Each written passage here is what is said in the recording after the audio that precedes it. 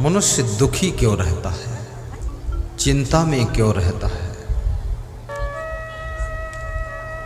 परेशान क्यों रहता है। लाखों लोगों में आप किसी बिरले को पाएंगे जो परेशान ना हो। दुख क्यों है? कबीर साहब कहते हैं दुख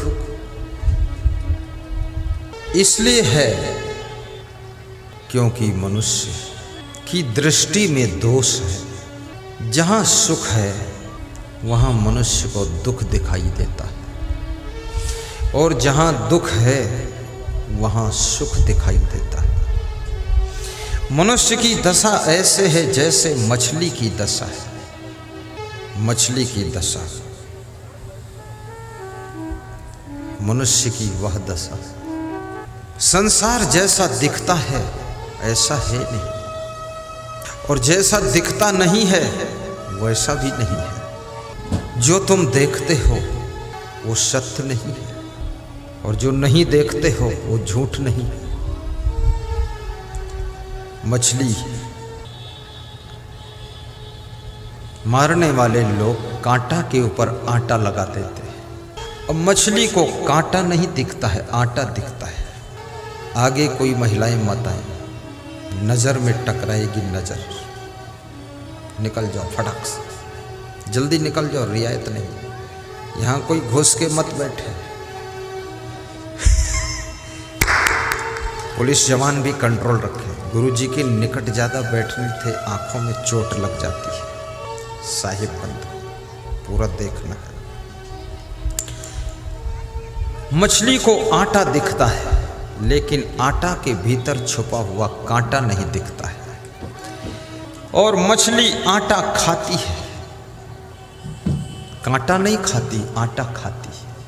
लेकिन आटा के साथ में कांटा भी खा लेती है। और ज्यों ही आटा को मुंह में रखती है त्यों ही मछली के मुख के अंदर वो कांटा चुभ जाता है।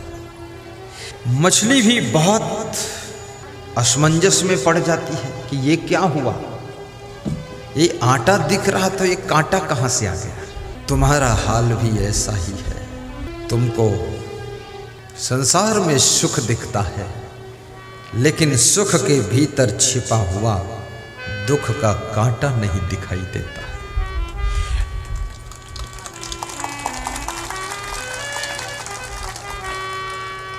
और वो सुख के आटे को देख करके तुम ज्यों ही भोगों को भोगते हो त्यों ही दुख का कांटा तुम्हारे गले फंस जाता है। ये सुख कहाँ है? कबीर साहब कहते हैं चाहत सुख दुख संग न छाड़ा। पीछे से आगे मत आने दे, कृपया कंट्रोल करें, नहीं तो सत्संग बिगड़ेगा। यहाँ हर समय कोई चलता फिरता रहेगा तो डिस्टर्ब होगा। ध्यान दें, पीछे वाले किसी महिला को आगे मत आने दें। वहाँ कोई खड़े हो जाओ जाकर। गणेश वहाँ चले जाओ, तुम आने ही मत देना इधर, यहाँ जगह नहीं है।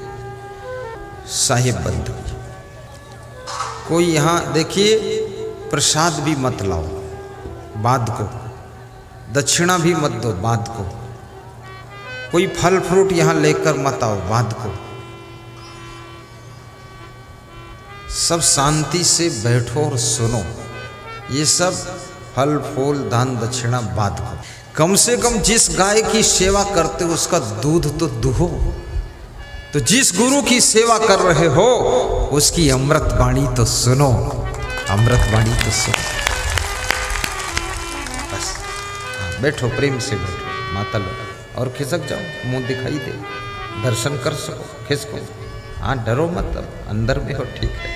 बस बैठो, बैठे रहो चुपचाप। साहिब बंदगी। साहिब कार्यक्रम करने वालों को भी इतनी उम्मीद नहीं थी कि लोग आएंगे, और मुझे भी उम्मीद नहीं थी इतने लोग आएंगे, लेकिन आने वालों को उम्मीद थी कि हम इतने लोग आएंगे। साहिब साहिब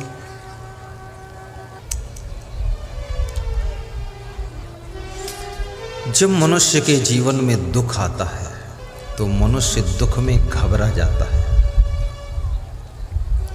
और घबराने से दुख कम नहीं होता है, घबराने से दुख और प्रभावशाली हो जाता है। ऐसा कोई मनुष्य नहीं है जिसके जीवन में समस्या ना हो और दुख ना हो।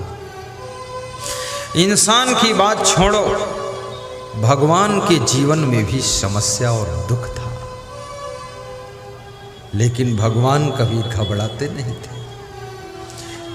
जो दुख में घबराता नहीं है, जिसका धैर्य टूटता नहीं है, दुख में जिसका साहस कम नहीं होता है, जिसकी हंसी खुशी मुस्कान दुख के आने पर भी कम नहीं होती है, उसके अंदर राम भगवान और कृष्ण भगवान का प्रभाव होता है।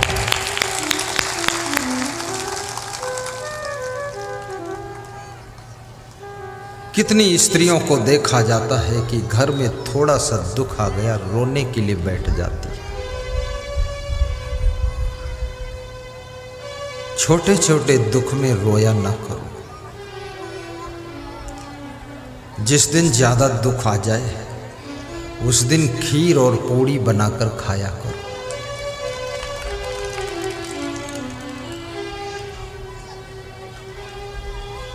दुख में मत घबराना पंछी, यह जग दुख का मेला है। चाहे भीड़ बहुत अंबर पर उड़ना तुझे अकेला है। एक विचारक कहता है, दुख में मत घबराना पंछी,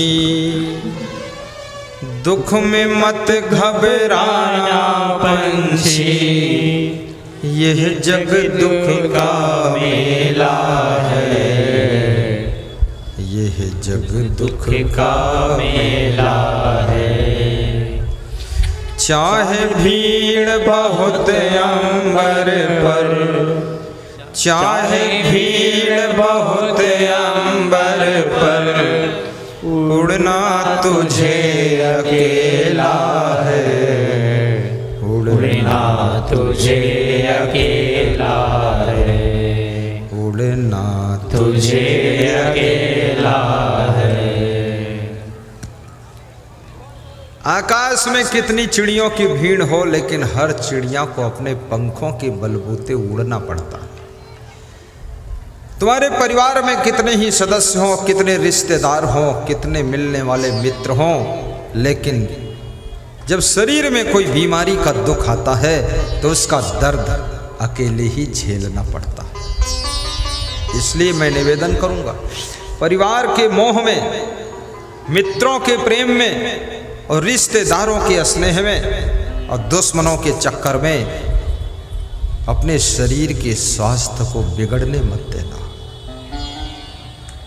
परिवार से भी थोड़ा समय निकालिए, रिश्तेदारों से भी थोड़ा टाइम बचाइए, मित्रों से भी समय बचाइए और दुश्मनों के लफड़े से भी समय बचाइए, और कम से कम 1 घंटा इस शरीर को स्वस्थ रखने के लिए व्यायाम कीजिए, प्राणायाम कीजिए और हंसी और मुस्कुरा दीजिए।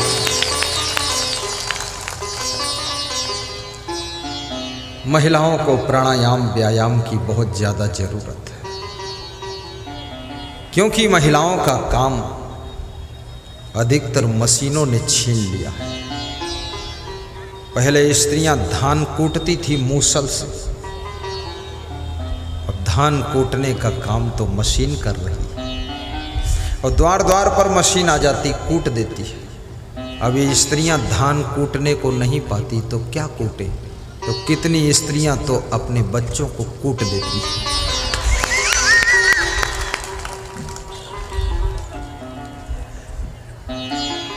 बच्चों को बहुत मत कूटना, क्योंकि बच्चों का नाम ही बच्चा है। बच्चा नाम इसलिए है क्योंकि उनको बचाना पड़ता है। बचा कर रखो, बच्चा है। और यदि आपका बच्चा बहुत शैतानी करता है तो ये आपका सौभाग्य है। कृष्ण भगवान बहुत शैतानी करते थे, यशोदा माँ परेशान हो जाती थी। विवेकानंद बहुत शैतानी करते थे बचपन में, उनकी माँ भी परेशान हो जाती थी।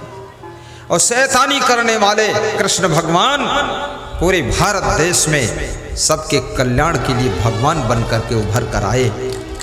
और शैतानी करने वाला बचपन में नरेंद्र बालक युवावस्था में पहुंचते ही विवेकानंद बनकर के भारत का नाम धर्म के क्षेत्र में विश्व संत सम्मेलन में 1 नंबर पर खड़ा किया था। बालक जो बहुत बुद्धिमान होता है वो थोड़ा शैतानी ज्यादा करता है। जिसके पास बहुत कम बुद्धि है वो माटी के धोंधा जैसे बैठा रहता है। तुम समझते हो ध्यान लगा रहा, ध्यान नहीं, वो धोंधा बैठा। आपका बच्चा थोड़ा चंचल होना ही चाहिए। बच्चों के लिए खिलौने ला कर दे तो खेलते रहे बच्चे।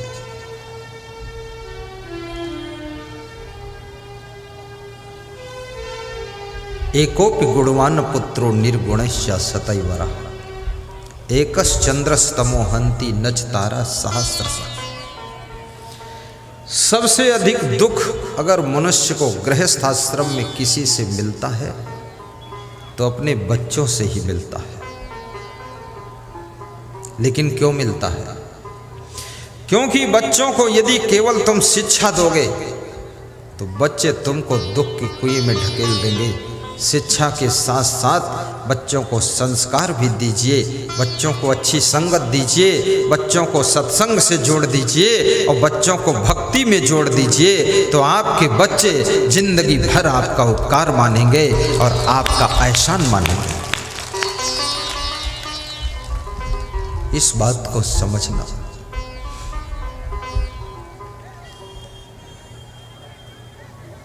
और बच्चे 1 हो 2 हो 10 हो, चिंता मत करना।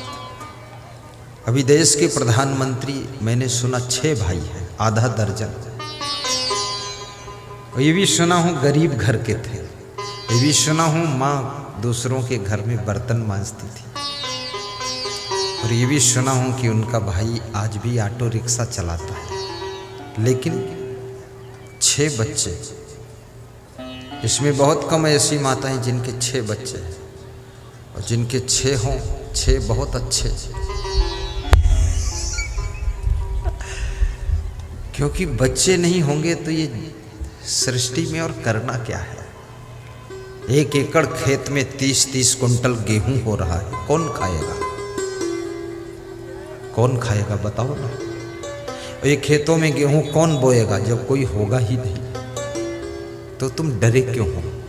अभी गेहूं का रिसर्च हो रहा है, ऐसा गेहूं आने वाला है 1 एकड़ में 100 कुंटल गेहूं होगा। बिल्कुल आम के पेड़ जैसा गेहूं का पौधा होगा।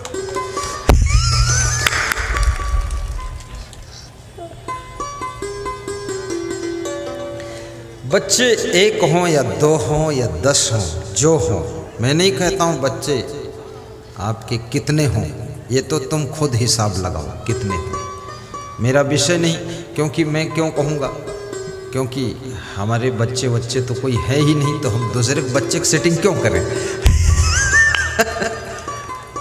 परंतु इतना जरूर है, बच्चों को अच्छे संस्कार दीजिए।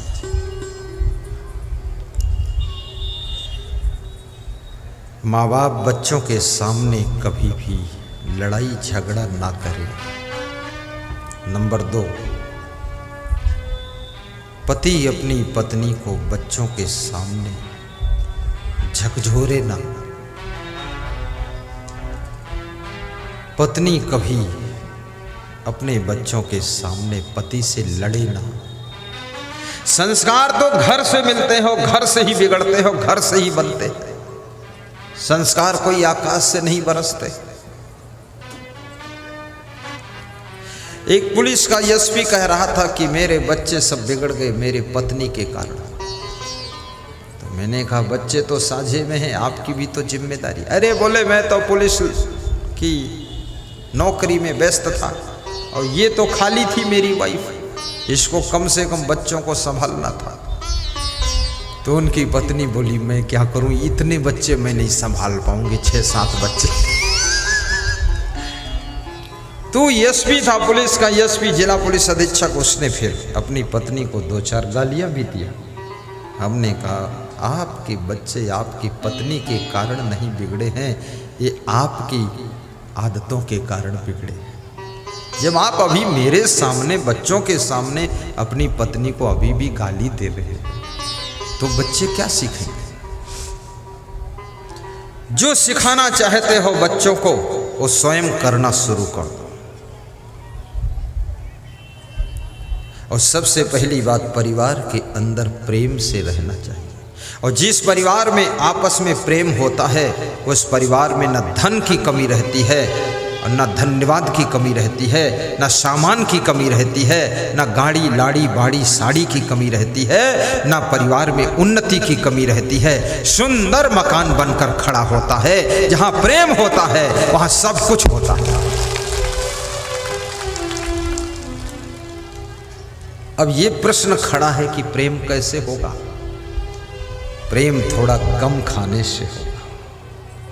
थोड़ा थोड़ा गम खा दो, थोड़ा थोड़ा अपना सुधार कर लो। बहुत ज़्यादा गलतियां किसी में नहीं है। गाड़ी के टायर में छोटा सा पंचर होता, सुई की नोक के बराबर, लेकिन हवा तो निकल जाती और गाड़ी खड़ी हो जाती। आप में छोटी छोटी कमी है, छोटी छोटी गलती है, थोड़ा थोड़ा सुधार कर लो। तुम जैसे लोग संसार में और कहीं नहीं है। इंद्रलोक में भी ऐसी स्त्रियां नहीं हैं और ऐसे पुरुष नहीं है। ये इंद्रप्रस्थ है, ये पूरा संसार देवलोक है। और यही संसार को तुम स्वर्ग बना सकते हो। और गलती करते रहोगे तो ये संसार नरक भी बन जाएगा।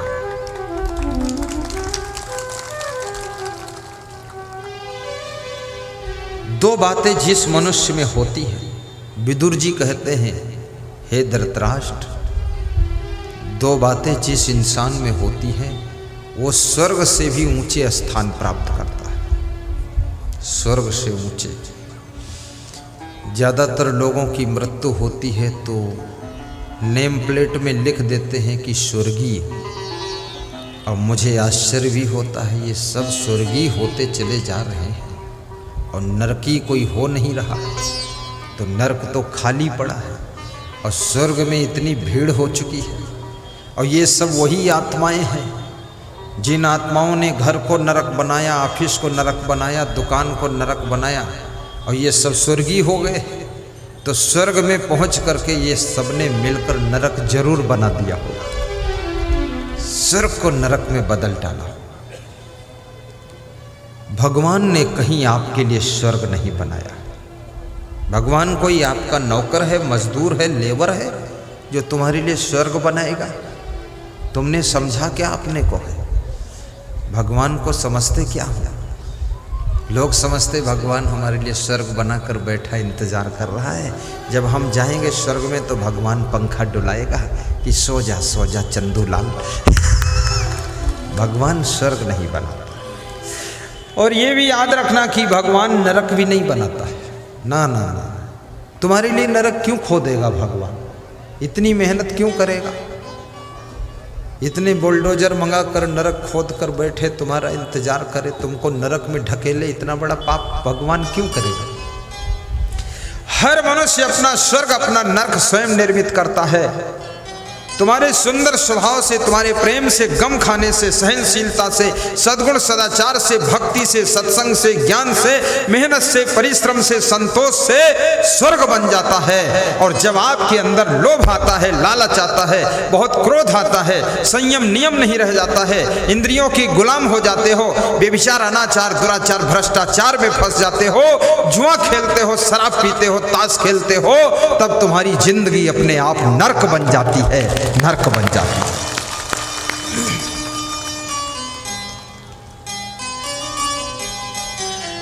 राजस्थान में एक महिला कह रही थी कि हमारी जिंदगी तो पूरी नरक हो गई। तो हमने कहा कैसे हुई? बोले पति के कारण हो गई। तो पति क्या करता है? बोले पति जुआ खेलता है, ताश खेलता है, दारू पीता है, आलसी भी बहुत है, भैंसा जैसे लेटा रहता है। हमने कहा समझाया नहीं उसको? बोले समझाना, पूरा रावण है, हम समझाएं तो हम ही को पीटेगा। तो हमने कहा रावण के साथ मंदोदरी कंट्रोल करती थी, तुम भी करो कंट्रोल। कंट्रोल नहीं हो रहा है। अगर आपकी पत्नी आपको अच्छी बात के लिए कंट्रोल करती है तो अपनी पत्नी को धन्यवाद दीजिए और उसकी बात को मान लीजिए, क्योंकि जो लोग अच्छी राह बताने वालों को धन्यवाद देते हैं उनकी जिंदगी धन्य हो जाती है। तुलसीदास की पत्नी रत्नावली ने तुलसीदास को ज्ञान सिखाया था, याद है कि नहीं? तुलसीदास रात में यमुना नदी को पार करके मुर्दे का सहारा पकड़कर तैरते हुए चले गए और ससुराल में पहुंचे रात को। रत्नावली ने कहा, तुम्हें शर्म नहीं लगती है? अरे दामाद हो, तुम्हें तो मेन गेट से आना चाहिए, दिन में आना चाहिए, तुम्हारा स्वागत होना चाहिए। इतनी बेशर्मी, इतना मोह, इतनी माया, इतना आकर्षण, ये हड्डी मांस का पुतला मेरा शरीर, इसमें है क्या? हाड़ मांस में तुम मोहित हो गए। इतना प्रेम अगर भगवान में होता तो हे मेरे पति देव, तुम कितने महान बन जाते। ये शब्द, रत्नावली के शब्द तुलसीदास को संत बना देते हैं और तुलसीदास एक महाकवि बन जाते हैं और तुलसीदास रामायण लिख देते हैं। लेकिन ये ज्ञान सभी पत्नियां नहीं देती, कोई रत्नावली होगी वही देगी।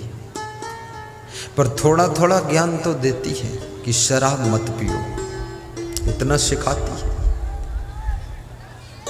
और मैं निवेदन करूंगा, जब सत्संग सुनने जाओ, मंदिर में जाओ, तीर्थ में जाओ, स्नान करने जाओ, कोई यज्ञ में जाओ, प्रवचन सुनने जाओ, तो वहां दान करना चाहिए सबको। और दान में सर्वश्रेष्ठ दान आपके दुर्गुणों का दान है, आपकी आदतों का दान है। अपनी कोई बुरी आदत गुरु जी के चरणों में दान कर दो और गुरु जी का ज्ञान लेकर के अपने जीवन को सुखी बना लो। यदि आपको गुस्सा बहुत आती है तो गुस्सा करने की आदत को दान करो।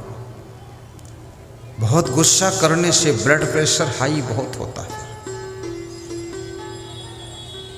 फिर आपको नींद भी अच्छी नहीं आएगी। और क्रोध करने से पूरा सिस्टम बिगड़ता है। थोड़ा कंट्रोल में रहो, मुस्कुरा दिया करो। कोई दुष्ट मिल जाए तो उससे बच के निकल जाया करो। उस दुष्ट को कोई बड़ा दुष्ट मिल जाएगा, उसको सुधारेगा, तुम थोड़ा बचो। और ये भी याद रखना, कभी कोई दूसरा व्यक्ति तुम्हारे ऊपर बहुत क्रोध करे, अपनी सहन शक्ति को भी बढ़ा ले। और जितना सुंदर स्वभाव आपका होगा इस दुनिया में, आपका उतना ही सुंदर प्रभाव होगा। गम खाने की शक्ति पैदा करो, प्रसन्न रहा करो। पति पत्नी दोनों कम से कम 5 मिनट का समय निकालकर प्रेम से चर्चा भी किया करो। कभी कभी अपनी वाइफ को खुश करने के लिए अपने ससुराल का गुणगान किया करो और कहा करो कि तू जैसी है वैसी है, लेकिन तेरी माँ, तेरे पिता बहुत महान है। ऐसे कह दो। कोई भी नारी अपने माँ बाप की बुराई सुनना पसंद नहीं करती है। ये बेटी में एक बहुत बड़ा गुण होता है।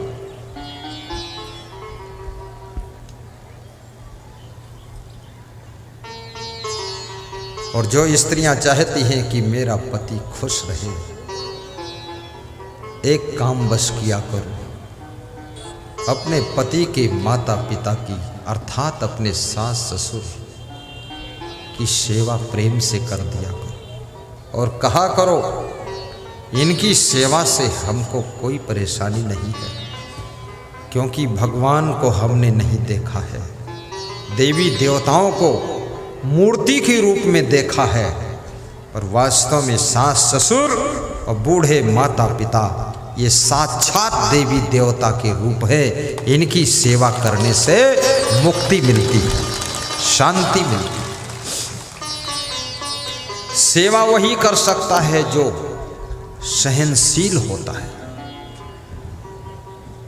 हमारे आश्रम पर संचालक हैं, 95 साल की उम्र है, संत लोग उनकी सेवा करते हैं, 3 संत।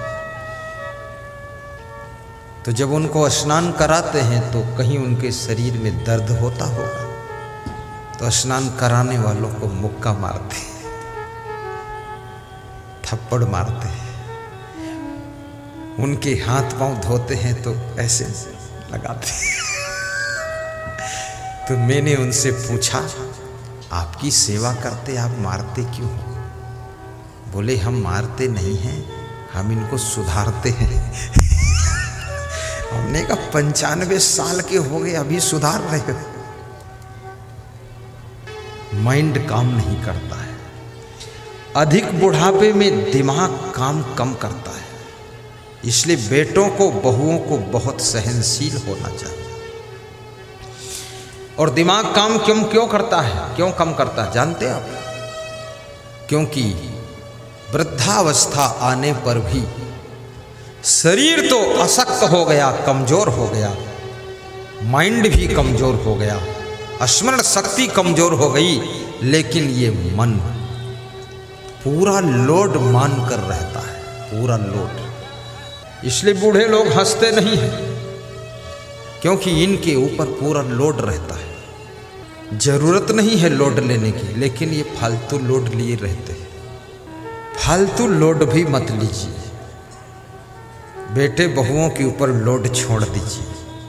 ये संसार एक व्यक्ति से नहीं चलता है, फैमिली एक व्यक्ति से नहीं चलती, पार्टी एक व्यक्ति से नहीं चलती है, आश्रम एक व्यक्ति से नहीं चलता है।